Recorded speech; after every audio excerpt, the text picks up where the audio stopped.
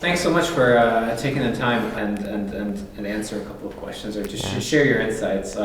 Maybe to kick off, right? You do most of your research is focused on the Czech Republic. Maybe starting from there, how do you see the just transition unfolding in the country on the production and the consumption side as well?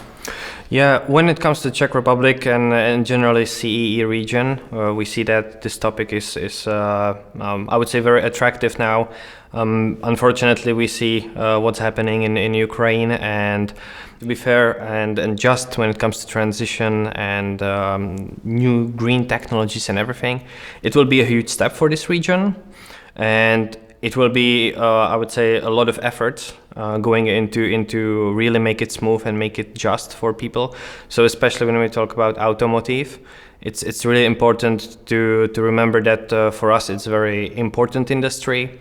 A lot of people are placed in this industry, so for us it really must be taken into account to not to forget on both the production but also on consumption side and households.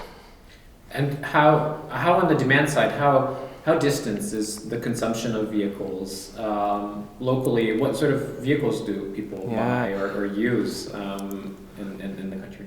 Well, it's from all those cars that we produce, only 10% stays on the local market. And to be honest, people in Czech Republic are quite used to buy old cars, to also import a lot of cars.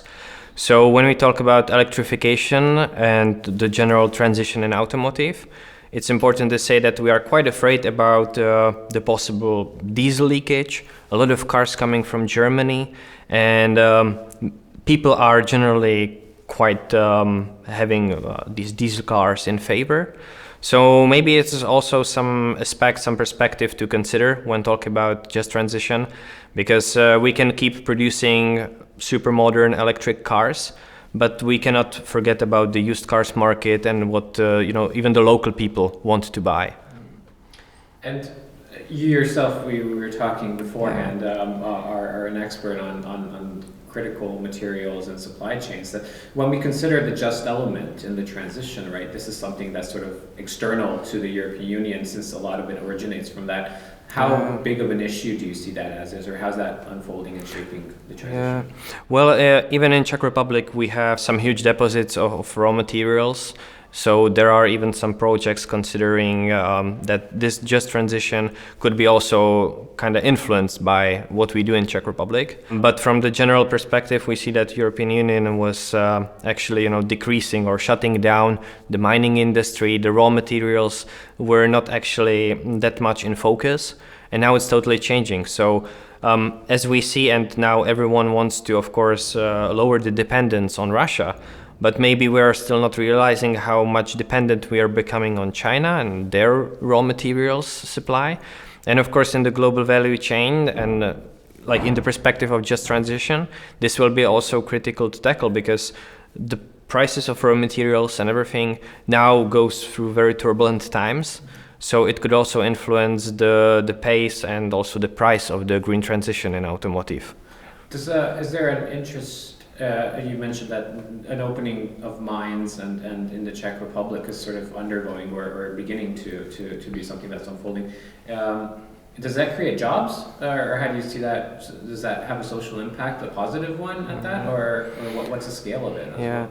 Well, I think the possible project, the so-called Cínovec, it can bring jobs. Of course, it's not that I would say job intensive as to save thousands of jobs. I think it's more about the possibility to bring the general supply chain and all the other processes that are connected to the battery value chain to Czech Republic.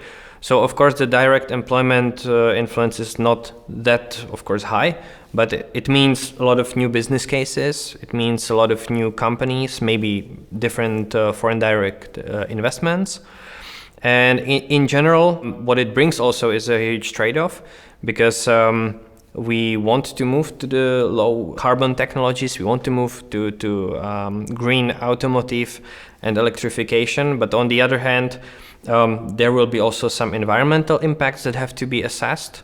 And of course, this is for the whole European Union to actually consider how this trade-off should be done.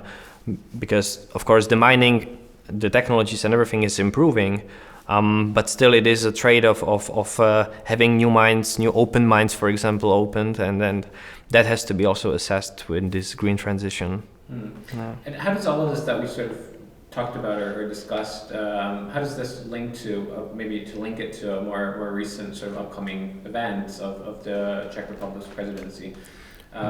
What's on the agenda, and how do you think the country approaches this and the government? Yeah, well, in the past years, we've seen that the Czech government was very skeptical about just and green transformation of automotive, because for us it is a huge part of history and of course a huge part of our GDP.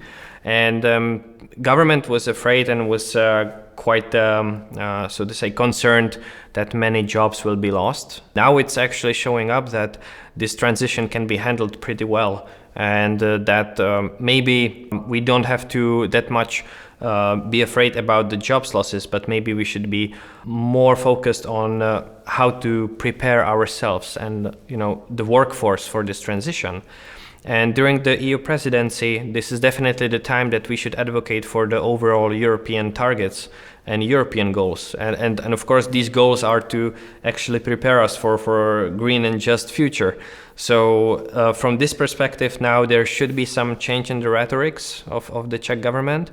And hopefully it is already beginning, because this unfortunate situation caused by Russia is also shifting a bit the general overview on electrification and on the dependence on different fossil fuels.